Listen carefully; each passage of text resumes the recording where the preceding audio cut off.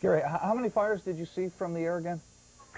I would say probably a half dozen. There's a lot of smoke and there's some fog up here right now, so it was hard to get a good fix on it. I understand that there are 30 to 50 structure fires burning in the San Fernando Valley, and I understand that power is out also in that area, that several storefronts have collapsed, and we understand that there are at least 2 and possibly 3 deaths. One other interesting point is that apparently this earthquake is centered near the Somar area, and that's, I believe, where the 1971 earthquake was also centered. So these people have had quite a bit of experience with earthquakes over the past 25 years or so. Is the crew giving any specific instructions to passengers in terms of getting around Los Angeles as a result of the earthquake? Well, they have advised people that Los Angeles Airport is closed, that transportation is difficult, that they cannot guarantee transportation, and they made that point to us as we got on the plane, that we were on our own when we got down here. We're outside now, and there's a heavy haze over the San Fernando Valley. You can see little wisps of smoke coming from a couple of different places. There is a roadway outside, which is almost dead quiet. Not very much traffic out here right now. Very extensive freeway damage all over the Los Angeles Valley from what we're hearing, Gary, so it could be very difficult to get around today. We want to just update a little bit of what you said. The Los Angeles International Airport is partially opened at this point. Of course, that is considered the busiest airport practically in the world. And so there are definitely going to be some delays and backups, but some flights are now being allowed in and out of L.A. Gary, any signs of damage at all at the Burbank Airport itself? I don't see any cracks. I don't see any indication at this point. Again, the only visual indication that we got were some small fires burning. You could see little spots where flames were eating up a house. Have been caused by ruptures in natural gas lines, and a number of cars have also exploded from caused by the house fires. We have heard a report from... And just wait for this to progress out, and don't try to make any phone calls down there, because that may interrupt the ability of emergency services to get through to people in that area. We're going to continue with our live coverage from KTLA and KCBS, and we'll go back there right now. Your name again? Caleb, UDY. Good, and? Dave. Dave, thank you. As you can see, this staircase just has fallen right from the second floor, ripped away from the wood, ripped away from the structure. The building is actually tilting. The building is tilting. The whole thing is fractured, and it looks like just a total loss. And again, this particular building is probably typical of many throughout Southern California, throughout Los Angeles. We're at Millbank and Hazeltine, and people are still standing around in shock. A lot of people out in... News Center 4 coverage continues live from Southern California, now rejoining our sister station, KNBC. As well between Santa Clarita and Acton on the 14 freeway. And we might mention we have a new closure. The 118 freeway is closed now between Tampa and the Golden State Freeway. The freeway itself is severely buckled, and the Gothic overpass between Woodley and Havenhurst has fallen onto Gothic Avenue, so that is closed.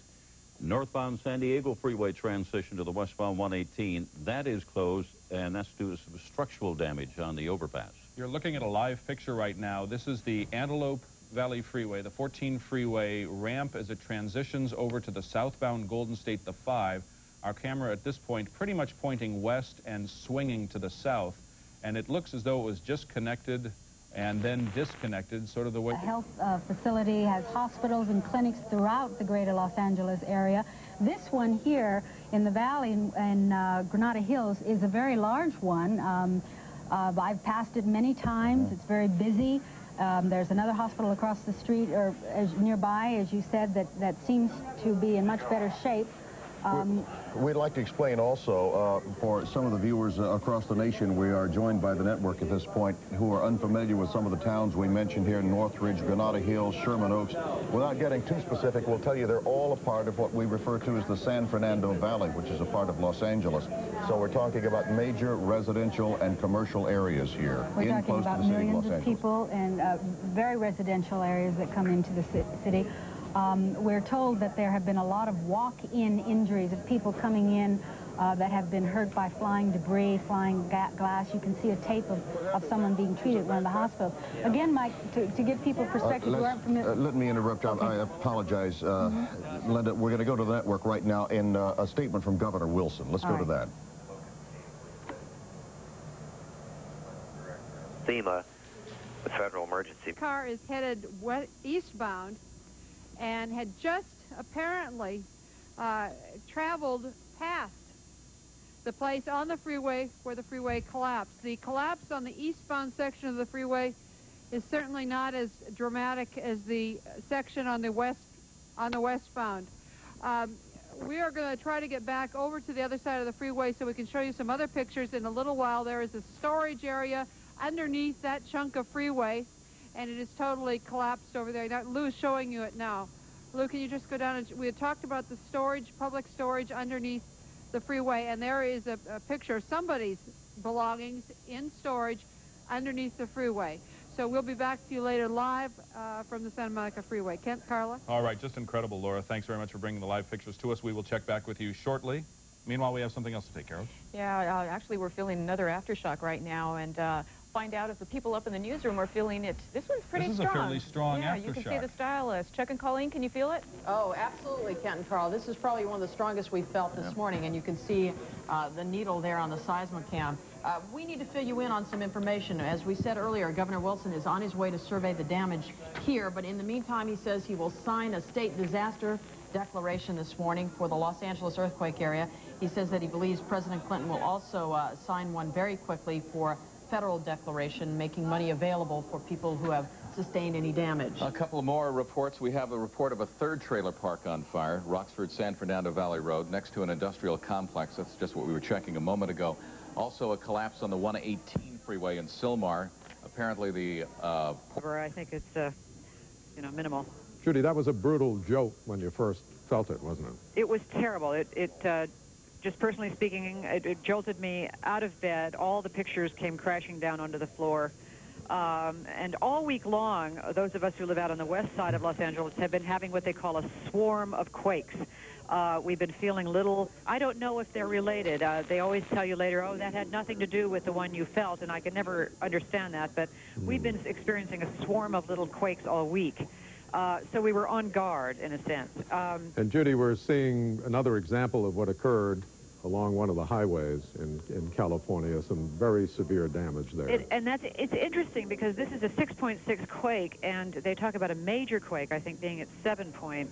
It makes you wonder what anything larger would be doing.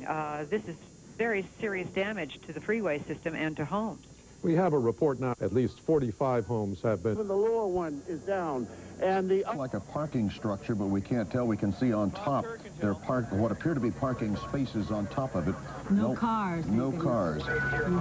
In fact, during the Whittier quake, one of the fatalities was a parking structure collapse. Yeah. Bob Turr is up there, and he can give us a better explanation of what we're looking at. Bob? Yes. What you're looking at is a parking structure. Now, go pan right, Marika. Sorry about that. Over here on the 10 freeway in West Los Angeles at just about Venice, there you can see the power of the earthquake. This is the 10 freeway. Both directions have collapsed down upon the surface street and down upon its foundation. The earlier shot you saw of the parking structure is at Kaiser Cadillac Medical Center, one of the auxiliary parking structures. There were cars in that structure at the time.